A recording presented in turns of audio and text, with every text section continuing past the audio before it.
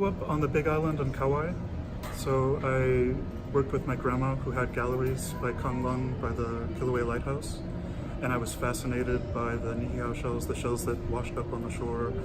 I spent all my free time collecting shells and on the beach, on Anini Beach and things like that. And when I was 13, I asked my tutu, my grandma, if I could get the shells that she had collected growing up, and I just started stringing, making the same lei that I had seen her wearing. And then it was later that her friends, Laka Morton, who was famous for painting the Pele paintings and for making lei for the museums, that I started expanding from that. And for the last 25 years, I've been making and now teaching how to make Niʻihau shell jewelry, traveling the world doing it, loving every minute. Can't imagine doing anything else. I just looked at the lei, prepped the shells on my own, and made it on my own, self-taught. It wasn't until later that I got more education from it. From your grandmother? Mostly from Laka Morton, later from some of the Kanaheles, some of the Hawaiian families. But mostly inspiration was my own. Family goes back to the 1800s in Kauai. So we have a lot that was in the family collection and a lot of history there. So it was always a part of growing up. But nobody else was stringing, nobody else was making. So I was the first one in the family to start doing that. Absolutely. My name's actually Kai, so meaning ocean Hawaiian, and I get my energy from the ocean. I need to be near the water. Wherever I go, I always have to be in or near the water. So it's incredibly meaningful for me to be working with something that comes from the ocean. I see them as Hawaii's gift from the sea, so I can't imagine doing anything else. There's a few, pretty much only recently, but for the most part, I do the traditional styles and designs. So earliest lei would have been Mahalo style. They would have been straight strung. They wouldn't have had an ending. They would have just been long strands, and you could double or triple them over, so it would have just been knotted with whatever material they had available at the time. It wasn't until later on that you started seeing more intricate designs and traditional endings, like that granulated kauri, which is endemic to the Hawaiian Islands, so you only find it here. But you see the knotting of Paris, so the ikake style uses those momi or dove shells, and you generally want to graduate them and get a traditional design with the smallest shells at the top and larger shells down near the base. This particular piece is actually the rarest of the shells, so it's that golden kaha kaha. You may only find 6 or 12 usable shells a year if you collect during the winter months when they come up on shore. So it generally takes a family collecting shells and combining all those shells in order to make just a single strand. Well, momi is the type of shell, and kaha kaha is that golden butterscotch color with those dark markings. There's a few different types that are considered Niʻihau shells. Now, the shells have to come from the island of Niʻihau to be considered a Niʻihau shell lei, even though you find the same shells on other islands. But momi is one of the most traditional. Laiki, these are actually rice shells. So they're a little bit longer and a little bit thinner. They have a thicker coating, they're harder to prep, which is why you never really puncture the side of the shells and knot them the same way that you do with the momi.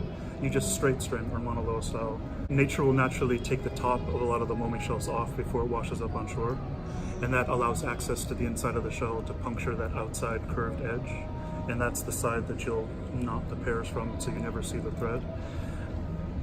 And then you get something like this, which is, it's Mauna Loa in its stringing, but it's Kipona style also, because it's mixing the types of shells. So you have momi at the top, and kahelelani are these smaller, more colorful shells. And there's a variety of color even in this one. So the lighter pink is keo keo. You have makue, is that darker burgundy or brown, and you have the kalapua is the medium pink. They're the traditional Hawaiian names for the shells. Uli uli is the second rarest of the momi shell, of those larger shells, and it's a blue-gray. The darker the intensity is with any of the shell colors, the rarer it is and the harder it is to find. So a lighter version will be easier to find than a darker version of any of the shells, and getting that darker color of the uli uli is really hard to find. All the shells that I teach classes come from the island of Niʻihau. Now at this point it's difficult to get more shells for anybody because there's only 30 to 80 people left on Niʻihau to collect for all lei makers. So, and generally the most shells only come up during the winter months. So without people there to collect the shells, they're just sitting, they're getting sun bleached, they're losing that calcium coating that gives them their shine like a pearl. So by the time somebody's there to collect them, they aren't usable for lei making anymore. So it's tough for anybody to get the shells. A few months ago, the landing craft from World War I or II that they used to get on and off the island was broken for 2 months. So it was over here being fixed, and that made it even harder to get shells on and off the island. So you're really reliant on the shells that are already been picked, or the broken lei or things like that, until you can get fresh supplies of shells. You can find the same type of shell. You can find a momi here. You can find them over by Rabbit Island Makapu'u in those little inlets. You can find them by Chinaman's Hat in that tiny thin little beach area. Generally, you're only really finding the kehealani here. Much fewer of the momi shells, but the quality isn't the same because the reef system they're growing in isn't as healthy. So they don't have as thick of a calcium coating that gives it its shine. That's its protective coating, and without that, it gets stained by its environment. Now, if you think of the shells that you find on Kauai, without that protective coating, they're stained by the red dirt. So they become a muted reddish-brown color, and you can't see the difference in the color, especially in the kehealani. They just all sort of mold together into one general color range. You can tell by the markings, but not really the colors. It was more for the elite, for the upper class. It wasn't until later that it became traditional for wedding leis, for families to have, for collections. I do, and actually this was my grandma's favorite and my favorite. It's the one I wear to any special occasions. So I always loved seeing her wear that one. This came from probably one of the kanaheles back in the 60s or 70s. You'd never want to wrap it in anything that holds moisture because fresh water will damage the coating on the shells. So I generally put it in tissue paper, and then I'll put it in a hard box with hard sides so that nothing can ever crush the shells. Very carefully. Generally use a Q-tip or something of that nature. If it's really, really bad, you can put a little bit of Dawn in water and do it that way. Just make sure that you dry it thoroughly before you store it, so that none of that moisture stays with the shells. To some degree, there was certainly a better quality of shells back in the 60s and 70s. The stringing wasn't as good because they weren't strung for collectors. They were strung for trade. So the older lei, they didn't so much match the size of the shells when they strung them, so the graduation wasn't right. A lot of time, generally, traditionally, you want to string it so that it's up on one side and down on the other, so that it matches on both sides. Because if you string it one direction, it would be up on one side and down on the other, so you have to reverse it at the base or string it from the center up. In order to prep the momi, you need to either take the top off if it hasn't naturally come off, and then you take a tool. I use a dental tool or a handmade awl, because there's no tool made for lei making, for prepping the shells. You only collect the shells that are given from the sea, so you only collect the shells on the high tide line, because they're the freshest shells that just wash up. So you're not digging for the older shells. This is a handmade awl made out of Hawaiian wood. I'm not sure what the metal is, but it's strong enough that it holds up, that I can keep prepping shells without having to resharpen it. And the main point is that it's a really fine taper, because a needle point even gets too thick too quick, so it breaks the opening of the shells, because it isn't tapered fine enough or strong enough without bending or breaking or shattering shells. So I'll use this generally for the kehealani, for the smaller shells, because it's a straight puncture, and it makes it easier to clean the sand out of the opening and to puncture through. When you're starting, you'll break maybe 60-70% of the shells. For me, generally, I might lose 1 in 20, so it's not too bad. Some shells already, they look good, but they already have a shatter point in them. So when you take the top off, it falls apart, or something in it is already degraded. Let's see. This is an unsorted bag of shells, so it has all the colors, all the types.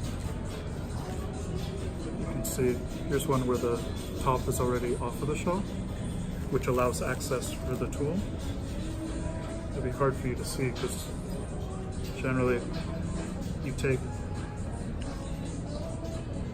the hook shape of the shell, of the tool, and go to that curved edge on the opposite side of the natural groove, and then I'll usually put it on a hard surface so that I can gently press onto something and it punctures just a small hole through that outer edge. And the other thing you need to do is clean the sand out of the side of the shell. So you just run that down so it's nice and clean. And then that's a shell that's ready to prep. But you need a partner to it. You need the same size shell in the right graduation to tie it into a lei. And it needs to match the same size shells for the other side of the strand so that both sides are nice and even. And if there's a design, then you need to match the exact length and the design on both sides so that everything's even. I spend about 16 hours a day, 7 days a week, prepping shells, mostly for classes. When I do restorations, I usually have a 3-year wait list to take on new work or to make new lei or restore, just because there's so many hours that go into the process. If it's an older lei, there's no way to do it unless you're restringing the entire strand or all the strands, because it's an older cotton thread. So the thread that they used in the 60s and earlier it degrades over time. So even as I'm taking shells off of the strands, it's pulling the thread with it. So it's not strong enough to tie, even if one strand of a lei breaks, it's not strong enough to hold in tying a new strand to it. So you need to restring all strands in order to do that. If it's a newer lei, say 80s or newer, the thread's stronger. So if one strand breaks, generally you can restring that strand and tie it in because the thread's still strong enough to hold onto the new strand. I use a bonded nylon generally. I don't get pre-waxed thread because it pulls too much wax as you're stringing. So I'll take natural beeswax and I'll wax it before I put it in the kits or before I string the lei. And then I'll use it as a natural needle. So as the end of the thread comes apart, you trim it and re-wax it with a thicker amount of wax and it creates a natural needle. I spend 7 months of every year traveling. So this year alone, I'm teaching 2 months in Washington State for the Halau. I'm teaching in Canada, California a couple of times, New York, New Jersey, Washington, DC, going to London for the first time, probably going to Japan, a whole bunch of amazing events. And usually, even in California, I'll go teach 150 students in a 3-day weekend. Most of them grew up in Hawaii and they've moved to the West Coast or East Coast because of cheaper living, but they still have that ohana, they still have that group, that halau that they dance with, that sense of home. Hugely so. I see more and more international. There's always been quite a few Hawaiians on the West Coast and Central. There's probably more, unfortunately, than there are in Hawaii right now.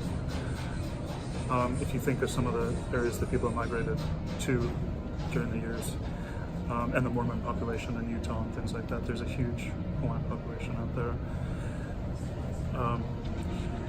Japan has a massive interest in Hawaiian culture. They're always asking the musicians and the hala weavers and anything with the traditional Hawaiian designs to come out and take part, and their hula halaus are massive. I was asked by the band Arashi from Japan to incorporate emeralds and rubies into some of the lei because Niʻihau shells are the only ones insurable like a diamond, the only shell in the world that's insurable like a diamond through Lloyd's of London. So they wanted to do a TV show using both the older gems, because I used to have a gallery where I dealt in antique jewelry. So I had royal jewelry from the 1700s, I had gems from the 1800s, just loose gems laying around, and somebody knew that I had that. So here's one with hand faceted emeralds, Colombian emeralds from the early 1900s. And then this 22 karat gold bead is from the Rajasthan of India from the late 1800s. So I was friends with the family and I worked with museums in different parts of the world. So I have connections in order to get antique gems and pieces, because 80% of whatever a museum has generally is in storage. And if anything's broken, it never gets put on display. So I have connections for things like that. So this was a broken piece that I got actually from the family whose lineage made it. And it had gone to the Rajasthan and then had been returned to the family later in life. And the original lei would have had every gem from every corner that they traveled to. So it would have had coral, it would have had diamonds, it would have had rubies, emeralds. I got a few with the emeralds and a few with the sapphires. I have one with the sapphires. So these are hand-faceted rondelle sapphires from the 1880s, and then the sapphire version from the same broken necklace. you I had? tend to focus on the traditional because that's what I'm most passionate about. So it's generally only when it's somebody's specifically asked for it or it's for a TV thing or something like that. And after that, for a little while, I had them in the store, but I don't really focus on them. I'm much more connected to the traditional. I love gems in general, and that concept that the Niʻihau shell is considered a gem is fascinating to me, which is why I enjoyed making it, but only with the highest quality gems. So the only ones I would allow myself to do it with was emeralds, rubies, and sapphires. I'd say our storm systems are probably washing up more shells than they have in previous years because our weather system has been a bit strange and we've had stronger winter storms. So that's what really washes up more shells. The biggest issue is not having the people on island to collect them. And when they sit, then they aren't usable anymore. Really depends on what beach you're collecting from, because you're going to find different colors and different shells, generally speaking, more commonly at specific beaches. So if you're looking for kaha kaha or you're looking for iki iki, you might go to a different beach than you would if you're just looking for laiki. When my tutu was alive, I used to go to Niʻihau and I would collect, but I could only get a baby food jar, spending all day collecting shells. And that's not enough for a matched pair of earrings when you think of all the colors and types and marked and unmarked and the different intensities of the shells. Luckily, I'll use this, good. I have 2013, so I only missed one on the bottom line of the eye chart. And then I think what's helped is since I was a kid, I've always used an aught light. So even at night, it's as natural to sunlight as possible, so it doesn't strain my eyes. So I never get headaches from it, I never have any of those issues. And I'll separate the colors of shells during the daytime when you have the truest colors, and then I'll prep shells and string at night. But I'll usually string till 5:30 in the morning every day. So I get up at 8:30, I string till the afternoon, then I'll go swim or something like that, and then I'll string again until 5, 6 in the morning. College was UH. Studied Pacific Island archaeology, English, and theater. So I spent 6 months working in Easter Island through the Padre Sebastian Engler Museo de Arqueología, the archaeology museum on island, teaching high school students cultural resource management, how to take care of what's on the landscape, because so much of it is just on the surface, and they have one of the largest obsidian deposits in the Pacific. So a lot of the tools that they made were out of the obsidian, and they're just laying on the ground, but they were giving them away to tourists rather than holding them for the people on the island. And then I worked in the outer islands of Fiji, out in the Isawas with the Hyde chief, for the earliest settlement, the Lupita pottery people, of that migration across the Pacific. And I spent a year going to school in London, learning theater and English. Any opportunity to travel. I had a wonderful professor at UH in ancient Greek philosophy that knew that I loved to travel, offered me an opportunity in Egypt first, and then a few days later the opportunity for Easter Island came up, which I jumped on. There's a good number of lay makers still, very few teachers. Hard to get the shells, hard to pay for travel, hard to do all the things that are necessary in order to do that. I spend months and months just prepping shells before I'm able to teach, and I have to stockpile quite a few prepared kits and things like that before I can accept any of those opportunities. So I've spent years working on that, and through Nemea, through Native Books, I've taught for at least 6 years, and that's what's helped build up. I get my energy from the ocean. These shells, I dream about the shells. I work with the shells 16 hours a day, and I still wake up thinking about them, still go to sleep thinking about the shells. And it allows me, I have 2 passions in life. One is working with the shells, and one is traveling. And it gives me the freedom to do that, so I feel very blessed to be able to live my dream. Biggest issue for me is continuing to be able to get shells. So that's the thing that holds me back a little bit from thinking about that 5 or 10 year plan.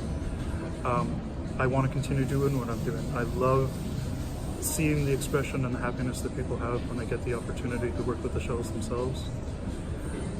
For so many years, I spent my time restoring older lei or making new lei, and I was lucky if I even saw the person that was gifted the lei or returned the lei to. For classes, I might have 25 or 50 people in a day that get to thank me for the opportunity, to get to actually wear something that they made themselves, that kind of connection. And usually it's with halau, so they're all family. Even if they aren't blood family, they're ohana. So everybody helps everybody out. So it's the best environment to teach them. For me, it's giving back. So I don't charge anything to teach classes. I just do a wholesale, which is far less than it would cost you in any store or in any other place. In some cases, I don't even make much, or I'll lose a little bit of money depending on how much it costs me to get the shells in. But the whole collection as a whole, I just want to be able to have more people experience that, and for more families to be able to have pieces that they can pass on. Right now, the best way, because even when I'm traveling, I keep up with my Instagram. So I post about the places that I go, and I post about the classes that I teach all over the world, just in case there are other people in that area that want to come join if there's any spaces. So it's just under my name. It's under Kai, K-A-I, and last name Hyde, H-Y-D-E. I'm Mari, and I'm making a choker.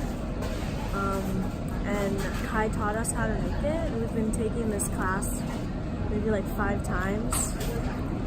I've made 2 pendants, earrings, a bracelet, and then now it's a choker. And have they all been for you or for gifts?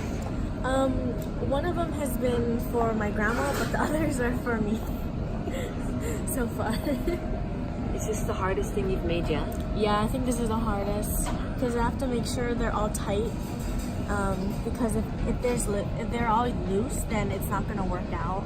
What has been the most challenging part to make a niʻihau? I think it's just having to put the string through the holes because the holes are really tiny. Because the shells are tiny, and often my back hurts. So, but I think it's worth it. It's really fun. You made this pretty quickly, didn't you? Oh, kind of depends. How long have you been working on this? This one, I mean, I only work on it like maybe like every so often when I have free time. I think this took me about an hour. Today? Not today, like a couple days ago. So you come when he's here and you work and then he helps you if you run into any issues? Yes. And is this your mom? I'm Noreen. I'm her mom. I've made earrings and I restrung my bracelet, my old bracelet, and then now I'm working on a lathe. It's kind of ambitious. So we made a short earring and I made a long earring. So this is very worth it. Been wanting to do this craft for a long time. Kai is very patient and he's very generous. So today are you continuing your lei making? Yes, I started my lei, just starting my lei. How many strands? One for now. And he came to our halau and he did 2 workshops with our halau. Halau na pua kukui, kumuhula et collier. Thank you. Thank you. Friends of Kai's, and we've met personally a number of times, and he's just shared his carvings and his niʻihau shells. I invited them to come down so I could give them a kit and teach them how to do it. Yeah, so next Oh, generation. That is so killer. So So you already know how? no, both learning, but I think it's important for the next generation to. And what are you guys making? I'm making a pendant. Do you see yourself wearing it every day, or is it'll be a special occasion thing, or? Probably a special occasion thing. Right on. Cool, I can totally see it as a choker on you. You With can some always take leather another one, and- wear it, bro. Yeah. Make use of it. Yeah. And then I'm showing you how to string them so if the thread ever breaks, Oh, that's awesome. you can just restring it. May I ask how old you are? I'm 13. That is so killer. My name is Brad Breedyhoff, and I've been connected to Kai online for a while and was really interested in learning how to make something. And I want to make some earrings for my mother. For her birthday. Yes, for her birthday next month. So she doesn't know I'm doing this. And have you ever made niʻihau anything? No, I've not made niʻihau. I've been collecting shells my whole life and turned them into fairly simple things, but I've never done niʻihau style. Janine, Janine, and like how that. is your experience going? You know, this is definitely a lesson in patience, and it'll be interesting to see what the outcome is. Honestly, Do you think that you need some experience to do this, or do you think anyone can do it? here's what I think. I think the fact that he poked all the holes and that he prepped it for us makes this completely doable. I cannot imagine sitting here and poking these holes on top of then having to put the colors together and then having to string it. Like this is definitely Niʻihau stringing for dummies, but it's definitely fine motor skills. Yes, You know? it could be hard. Do you have to, is it better if you have tiny fingers? Yeah, having big old fingers like mine feels a little awkward. But here's the thing, it's just like anything, you're doing something different and it's actually really kind of cool. It's a great learning curve. Yeah, I mean seriously, when are you going to do something like this? And then to be doing something that is culturally part of who I am. How you can wear them with pride and Well, it just means something, you know? Mhm. And the It fact was- that he's doing this, Are we gonna start sewing our own clothes soon? no. It'll be interesting to see what the end result is. It's gonna be beautiful.